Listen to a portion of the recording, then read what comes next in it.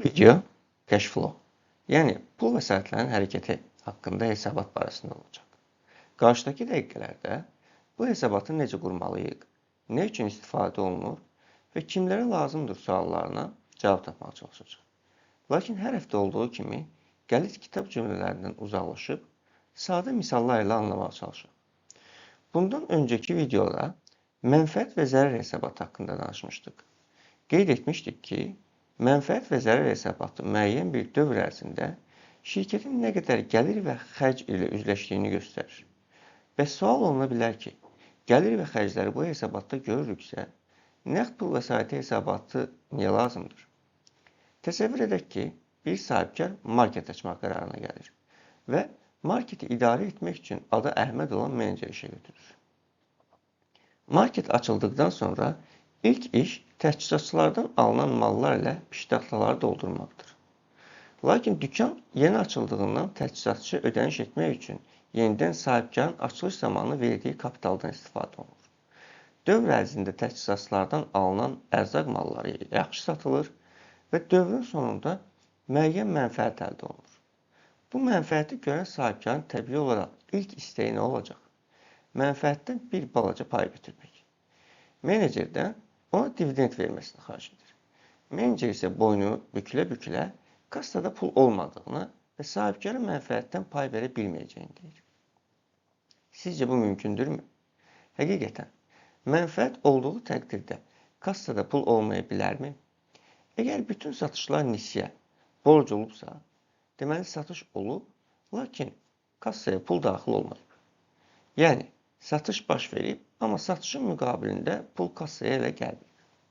Bu səbəbdən də borcları ödəmək, müəyyən alışların planlarını qurmaq, ümumiyyətlə isə şirkətin sağlamlığını ölçmək üçün bu hesabat lazımdır.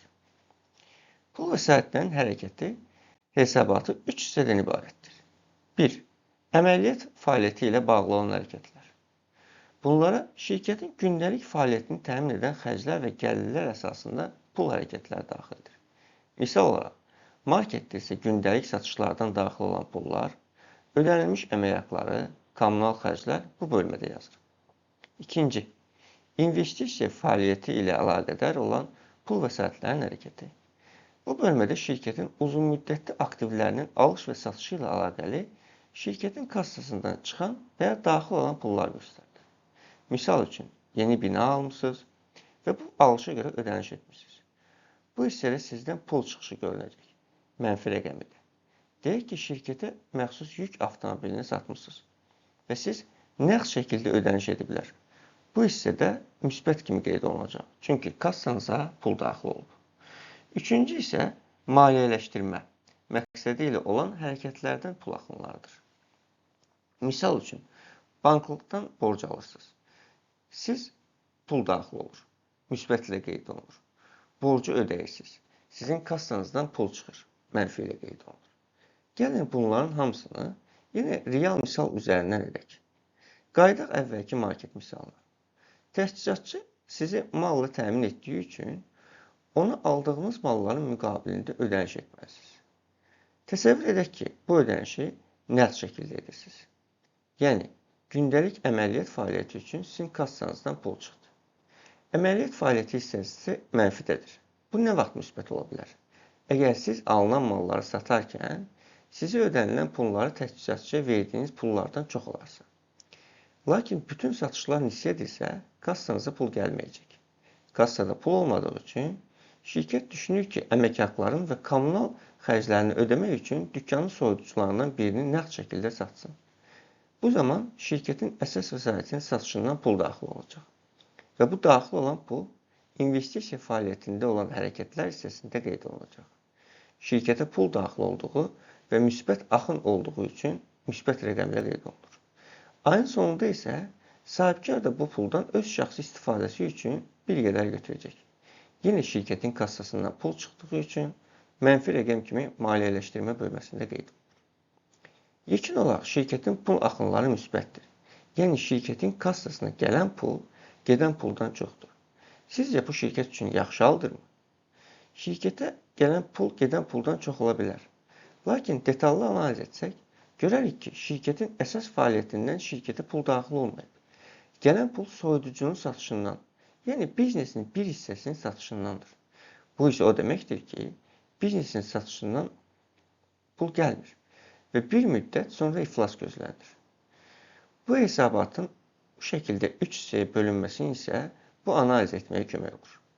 Beləliklə, pul vəsaitinin hərəkəti hesabatı nədir? Nə üçün lazımdır? Necə faydalı ola bilər suallarına cavab tapdıq. İndi isə pul vəsaitlərinin hərəkəti hesabatını necə tərtib etmək, hazırlamaq lazımdır suallarına cavab tapmağa çalışaq.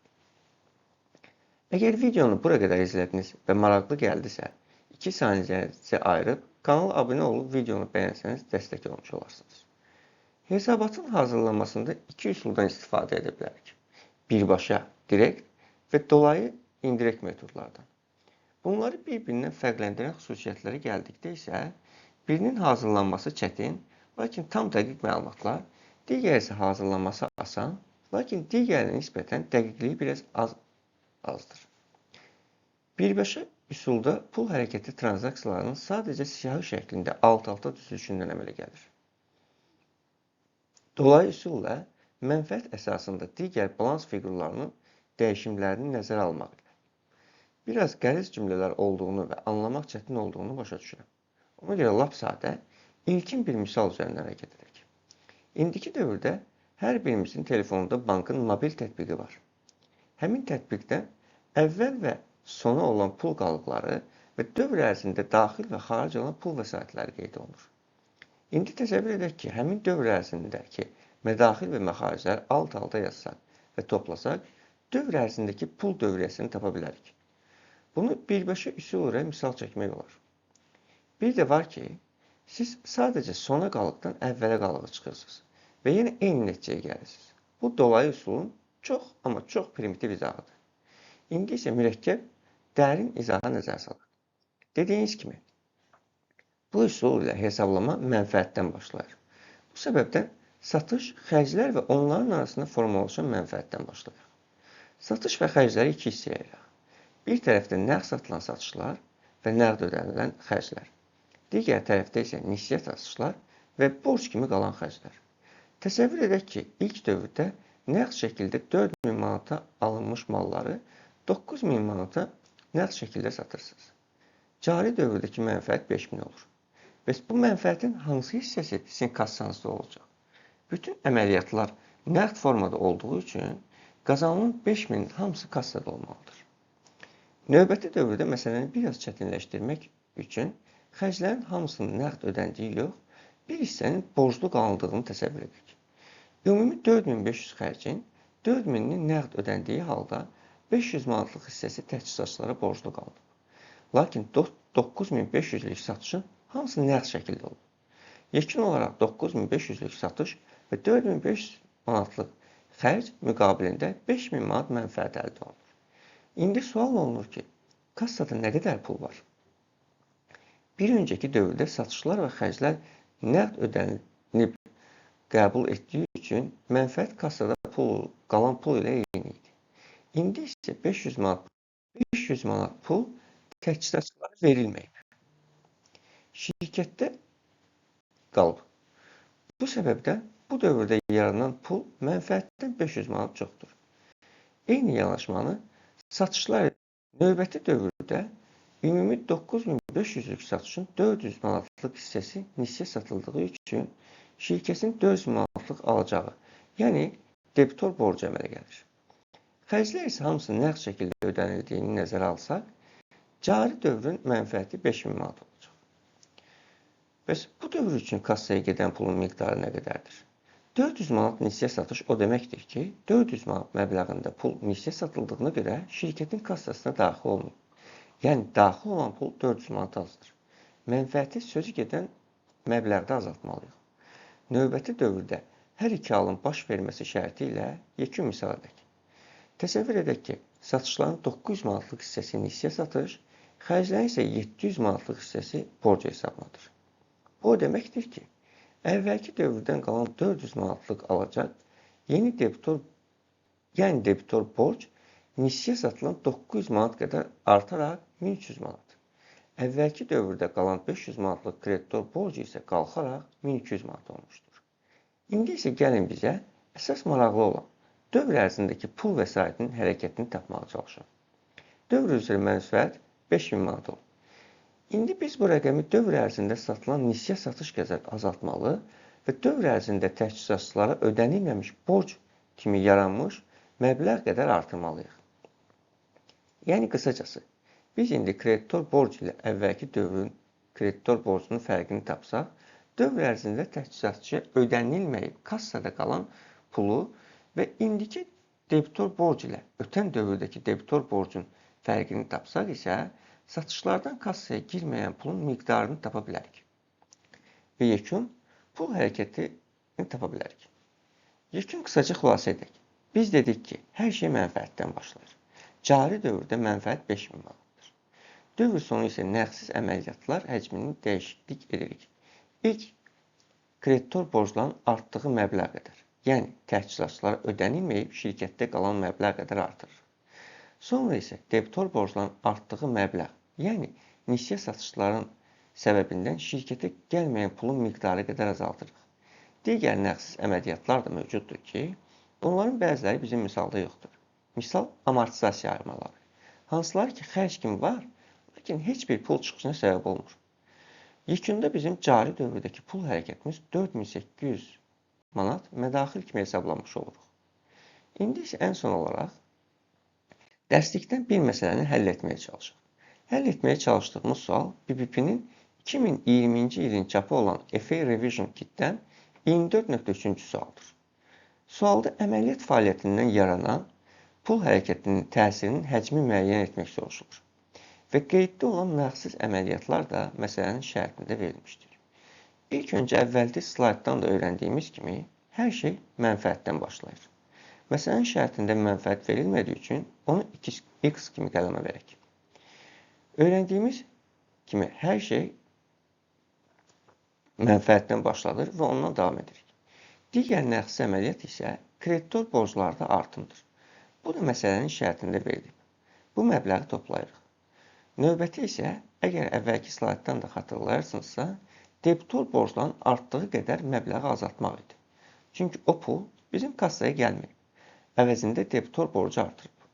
Amma məsələnin şərtinə fikir versəz, müşahidə edirsiniz ki, burada debitor borclar artmır, əksinə azalıb.